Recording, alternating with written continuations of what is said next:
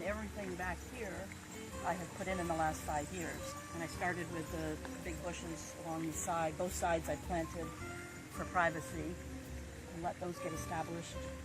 And then it took me another year or so before I started on the train. The actual laying of the track and putting in the waterfall didn't take all that long.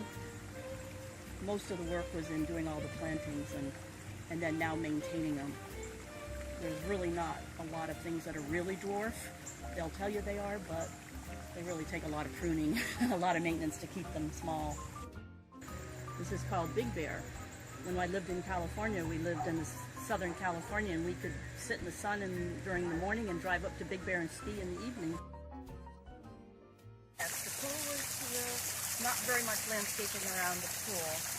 So we started by putting in this path and putting in the arbor and planting flowers. I've got something here that will bloom every season.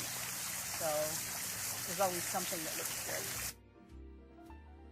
So I run a nonprofit called Horse Hugs. Well, so I have this little barn here. This is where I bring my miniature horses when we take them into nursing homes and hospitals for visits. So when I get them ready, I bring them over here for a couple days.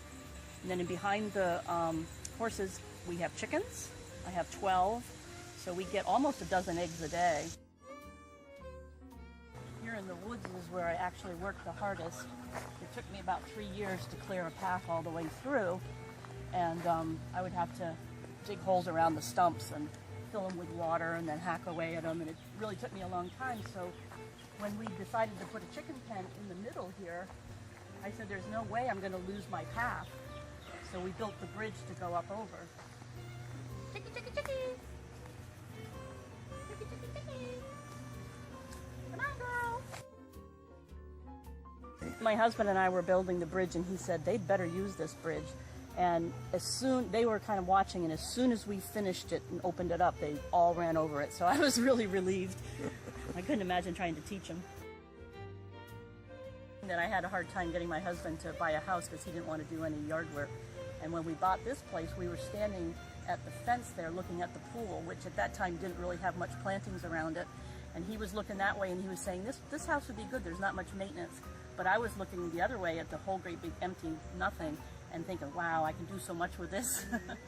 If I had more land, I'd probably be expanding, so it's probably good that we have just this.